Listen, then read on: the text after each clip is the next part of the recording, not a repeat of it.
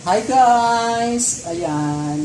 Sinanay ko na si Negra kasi nag-aisip talaga ako kung iiwan ko siya pag alis ng mga alaga ko. Hindi ko alam kung saan ko siya ilalagay sa bahay. Basta sinasanay ko na si Negra.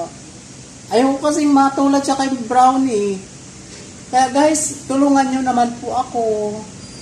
Humingi ako ng tulong kasi ang dami ko nang hininga ng tulong ng mga nagre-rescue. Hindi nila ako pinapansin.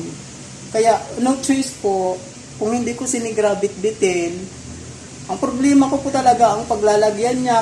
Kung pwede, bigyan niyo ako ng kulungan niya para pagdating sa Pasay, nakabukod siya. Kasi mag-aaway ito at saka yung mga alaga ko.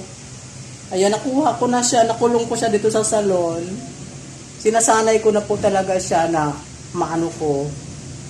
Ayan guys, tulungan nyo po ako please. Kasi ililipat ko na yung mga aso ko sa Pasay.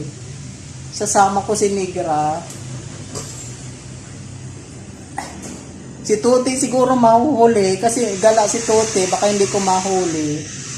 Sis guys, salamat.